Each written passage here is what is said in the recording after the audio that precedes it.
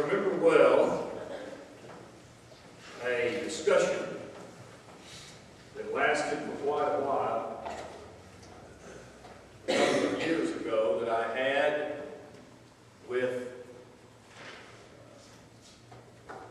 a group of elders in my work.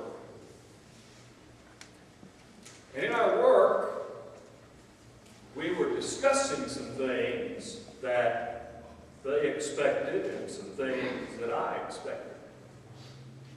And we were having a rather intense 2.5-year process many years ago.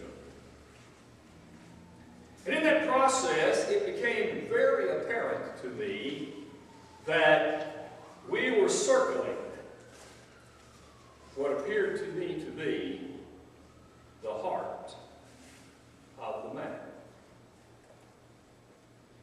And so I brought it up. I said, we've talked about a lot of peripherals. Let's get down to the heart of the matter.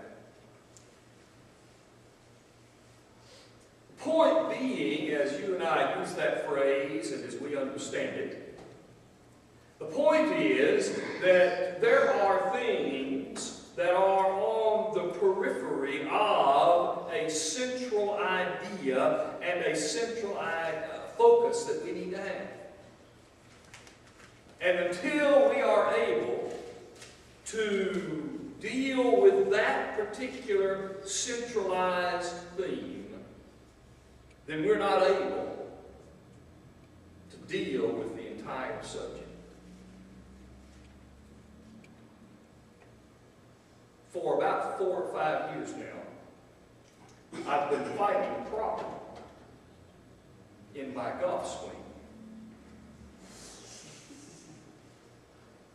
And the problem is not in my head, it's not in my mechanics. It's the fact that I about killed my thumb about 5 years ago. And apparently, there's either arthritis or a tendon problem in the joint of this thumb. Well, we had this lady who's moved, the family moved to Richmond, and it turns out the first day I met her, she said she had been a student at Eastern many years ago, married, went away, and they've now moved back. She said, I am a hand therapist. I said, providentially, the Lord has sent you to Richmond. I said, I have this problem in my hand.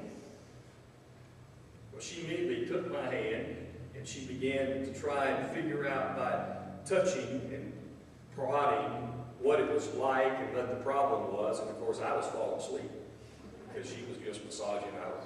My eyes are rolling in the back of my head. And finally, she finished and she said, I think you have arthritis. That's what she thinks it is. And I said, no. Because I always thought that's for old people. Look at it again. Well, we haven't decided what that is yet. But she said, I think I can fix it. I think I've got a little brace that you can use and still be able to play golf. And so I've tried the brace, and I still have this problem in my golf swing. So here's the deal. Trying to compensate for the periphery without getting to the heart of the matter. And the heart of the matter is, I need to go to a doctor, and I need to get an x-ray in that joint to see what is going on. Because until I can fix that, I've not dealt with the heart of the matter. Well, that illustrates, those two things illustrate what we're doing this week. We're talking about the heart of the matter. And we started by showing that David is a great example of a man after God's own heart. Because as we judge things, David was an A number 1 sinner. Liar, thief, adulterer, murderer. A number 1.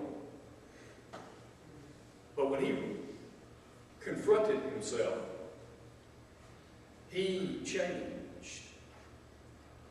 his whole life in the big picture is why God said, he's a man after my own heart.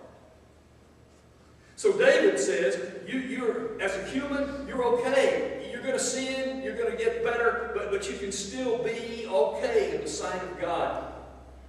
So then we said, all right, let's get down to the heart of the matter. It's a matter of the heart. We need to talk about the heart. The seat of our affections, the place where life revolves. This is who we are. And hopefully we are better in here than oftentimes we are out here. Which is why I think we can pray, Lord God, please see my heart. Now that doesn't mean that if your heart is right and your actions are wrong, you're okay. I'll give you an answer. See, Brock's already confused. Because he's looked up this verse, that's all. And it has nothing to do with what we're talking about. See, my heart was right. But it's actually 4:23. So, now Brock feels better. Now the rest of you are ready to get going. So see, just because, it's a matter of the heart, but just because your heart is right doesn't mean you're right. If the action doesn't follow it. But it is the case that your heart can be right and you can still misstep and come back, and the Lord says, it's okay. Just understand. So then we decided, all right, if that's the case, then what heart should I model? Well, we need to model that heart of Jesus, whose heart was pliable, yet firm, open, yet strong. And I know then that this is the goal for which I'm striving. So now, tonight and tomorrow night and Wednesday night, it becomes very personal. Because now we talk about my heart. And as you read the title, you see it is your heart. So let's think for a little bit about, for a few minutes tonight, my heart in the matter. So you go to the proper verse. Proverbs chapter 4, verse 23. Notice the context, if you will. The idea is the wise man is talking to his son. Now, we have some very learned Bible people here. So I'm going to lay a challenge before you. The wise man writes in the singular, my son. That doesn't mean that he only had one son. He could have had many, and he's using that terminology. But you know, I haven't yet found another son listed of the wise man Solomon. So, maybe this is his only one. But his point is, the first 4 or 5 chapters, that's what he's talking about. My son, he's talking to him, and he's trying to say, I want to teach you how to make your life what it ought to be as you move forward. And one of the things that he said was, keep your heart with all diligence, for out of it are the issues of life. Let's study that verse. Forgot to print off outlines for you. So I came here to do it. And I forgot, I guess, to put it on the thumb drive. Although I thought I did. Someone blamed Paul's computer. So he doesn't have an outline to follow to know when to push this thing. So I have to do it now for myself. And there you are. The first passage, first part of the passage. Notice what the wise men said. Keep your heart. Literally, guard, take care of, protect your heart. Well, that makes a lot of sense in a lot of ways. Based on what we will be talking about concerning the issues of life, it makes sense, but it makes sense built upon a physical principle. The body armor.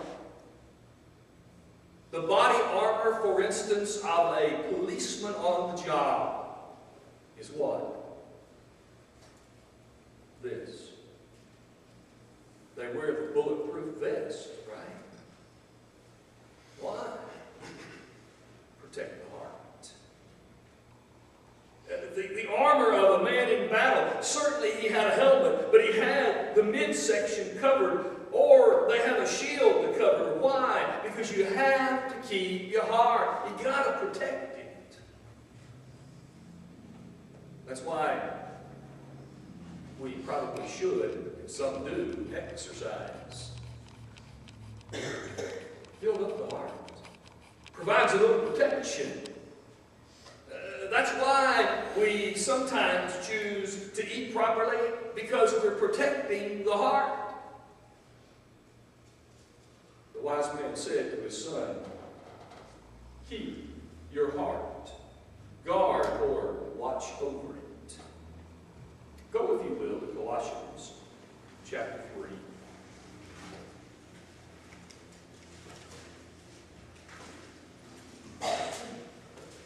Look, if you will, Colossians chapter 3, and we're going to notice three things that are important, I think, in this text. First of all, there are three places that we are to guard. You guard the door, then you guard the place inside where the storage takes place, and then you guard the back door, or the exits where things leave. Notice in the text how the writer deals with it. He starts verses 1 to 4, and he says, here's the first thing you need to do. You need to guard the front door by setting your affections on the proper things. If you were raised with Christ, seek things above. Verse 2, set your mind on those things. In other words, the front door of your life, the thing you should be thinking about, the things that are there that enter in, think about them. Have the proper guard for the front door. Verse 12. He talks about putting on certain things like mercy and kindness and humility and meekness, and bearing with one another. And above all things, put on love. In other words, guard the front door.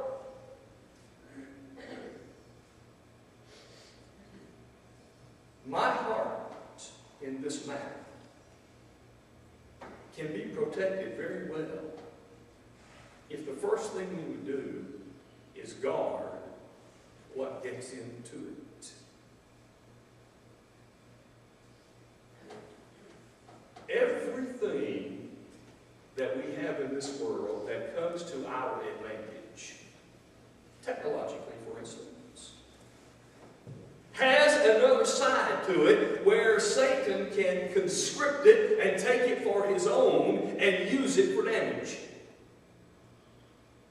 So we have to control it. And this lesson is a lesson that I preach not first to you. Often I tell the people at Richmond, when they say, thank you, I appreciate that lesson, I say, look, I preached it to me first. And if you get anything out of it, that's wonderful. So this lesson is me, because I understand it too. I get it.